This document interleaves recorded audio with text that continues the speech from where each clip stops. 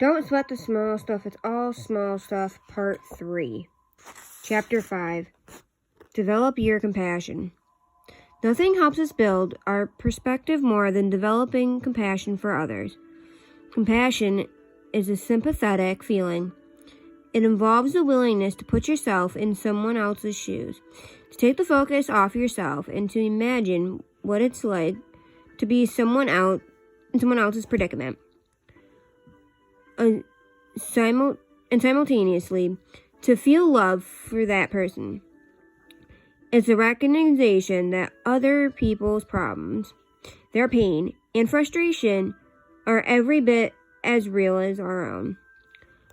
Often far worse. In recognizing this fact and trying to offer some assistance, we open our own hearts and greatly enhance our sense of gratitude. Compassion is something you can develop with practice. It involves 2 things: intention and actions. Intention simply means you remember to open your heart to others. You expand what and who matter from yourself to other people. Action is simple. It's simply the what you do about it. You might donate a little money or time or both on a regular basis to cause near to your heart, or perhaps you'll offer a beautiful smile and genuine hello to the people you meet on the street. It's not so important what you do, just that you do something. As Mother Teresa reminds us, we cannot do great things on this earth. We can only do small things with great love. Compassion develops your sense of gratitude by taking your attention off all the little things that most of us learn to take too seriously.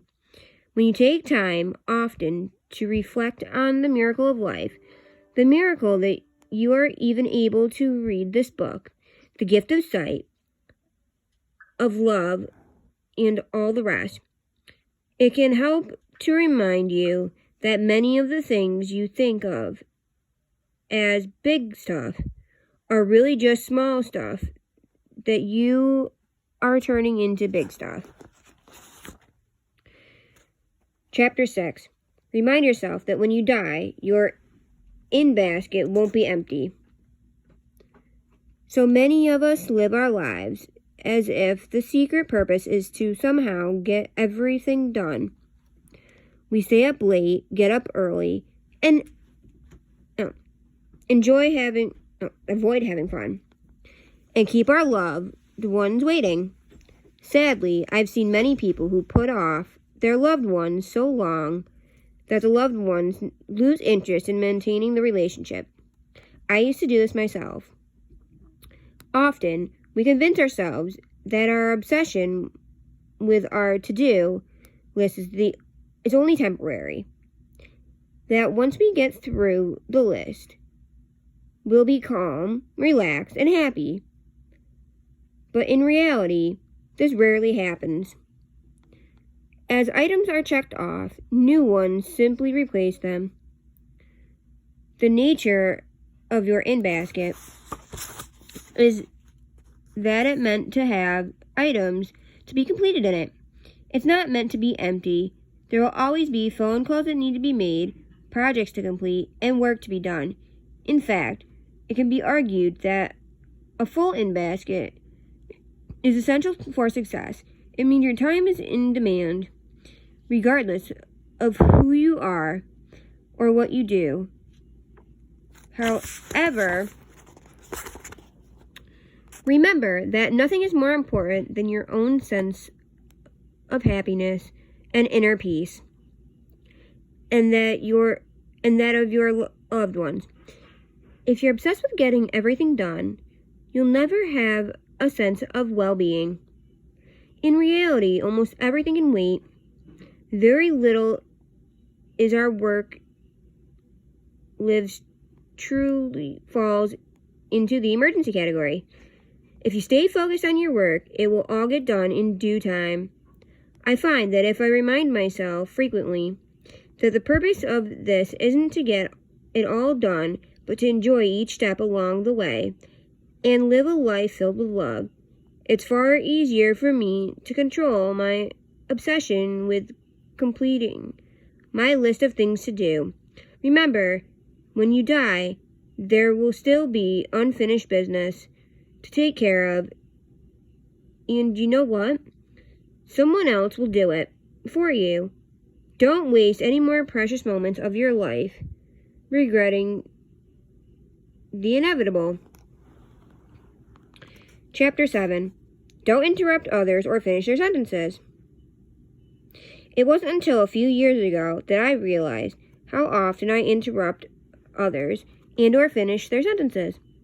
Shortly thereafter, I also realized how destructive this habit was, not only to the respect and love I received from others, but also for the tremendous amount of energy it takes to try to be in two heads at once. Think about it for a moment. When you hurry someone along, interrupt someone, or finish his or her sentence, you have to keep track not only of your own thoughts, but of those of the person you are interrupting as well. This tendency, which by the way is extremely common in busy people, encourages both parties to speed up their speeches and their thinking. This in turn makes both people nervous, irritable, and annoyed. It's downright exhausting. It's also the cause of many arguments, because there's one thing almost everybody resents. It's someone who doesn't listen to what they are saying. And how can you really listen to what someone is saying when you are speaking for the person?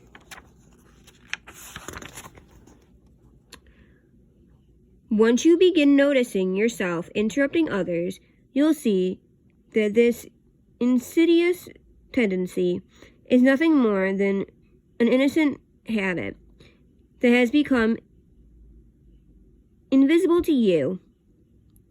This is good news because it means that all you really have to do is begin catching yourself when you forget. Remind yourself before a conversation begins, if possible, to be patient and wait. Tell yourself to allow the other person to finish speaking before you take your turn. You'll notice right away how much the interactions with the people in your life will improve. As a direct result of this, simply act. The people you communicate with will feel much more relaxed around you when they feel heard and listened to. You'll also notice how much more relaxed you'll feel when you stop interrupting others. Your heart and pulse rate will slow down, and you'll begin to enjoy your conversations rather than rush through them. This is an easy way to become a more relaxed, loving person.